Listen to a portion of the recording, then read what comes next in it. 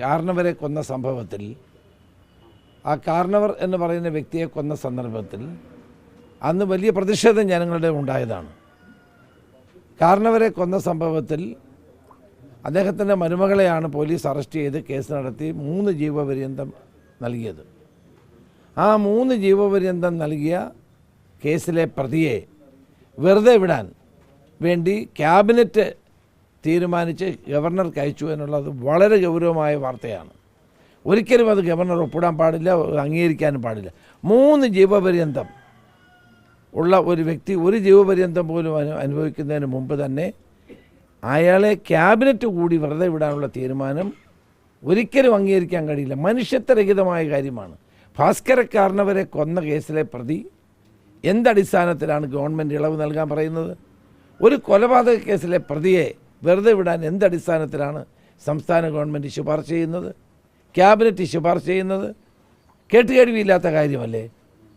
ഭാസ്കരക്കാരനവർ എന്ന് പറയുന്ന വ്യക്തിയെ കൊന്ന ആ ഷെറിൻ എന്ന പ്രതിയെ ഇപ്പം ജീവപര്യന്തം 1 ജീവപര്യന്തം പോലും അനുഭവിച്ചിട്ടില്ല. ക്രൂരമായ കൊലപാതകമായിരുന്നു. അത് ചെങ്ങന്നൂരിനടുത്ത് ചെറിയനാട്ടിലാണ് 2009 ഈ സംഭവം ഉണ്ടാകുന്നത്. ആ സംഭവത്തെ തുടർന്ന് കേസ് നടത്തി കോടതി 3 ജീവപര്യന്തം നൽകിയ കേസിലെ പ്രതിയെ അയാളെ വെറുതെ വിടണമെന്നുള്ള ക്യാബിനറ്റ് തീരുമാനം അങ്ങേയറ്റത്തെ പ്രതിഷേധാർഹമാണ്. ഗവൺമെൻറ് ആ ക്യാബിനറ്റ് തീരുമാനം പിൻവലിക്കണം. നാട്ടിൽ എത്രയോ കൊലപാതകികൾ ജയിലിൽ കിടക്കുന്നുണ്ട്.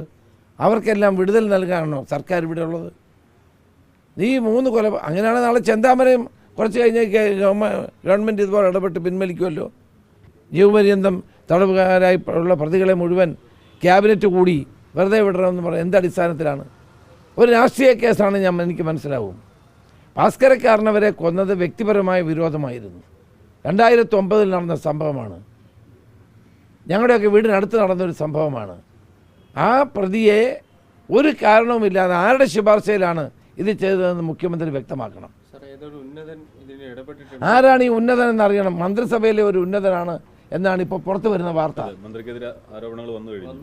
ഏത് മന്ത്രിയാണെങ്കിലും ശരി, അങ്ങനെ അത് എനിക്ക് മുഖ്യമന്ത്രിയോടാണ് ചോദിക്കാനുള്ളത്. ഏത് മന്ത്രി പറഞ്ഞാലും മുഖ്യമന്ത്രിയുടെ അനുവാദമില്ലാതെ ക്യാബിനറ്റിൽ അത് പ്ലേസ് ചെയ്യാൻ കഴിയില്ല.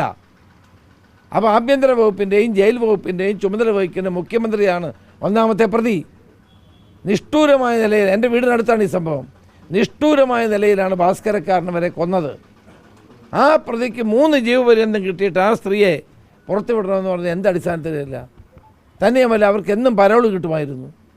ഇത്രയും ഏറ്റവും കൂടുതൽ പരോള് കിട്ടിയ ഒരാളാണിത്.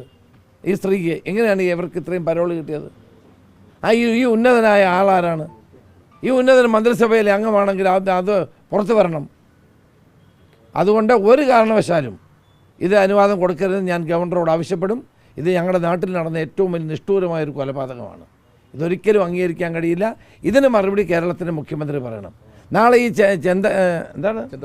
ചെന്താമരയ്ക്ക് ഇതുപോലെ ആരെങ്കിലും സമ്മർദ്ദം ചെലുത്തി അയാൾ പുറത്തു കൊണ്ടിരുന്നില്ല എന്താണ് നമുക്ക് എന്താണ് സംഭവിക്കാൻ പോകുന്നത് നമുക്ക് എങ്ങനെ അറിയാൻ പറ്റും?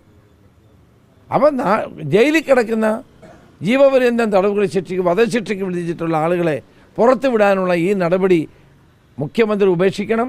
ഈ ക്യാബിനറ്റ് തീരുമാനം പിൻവലിക്കണം.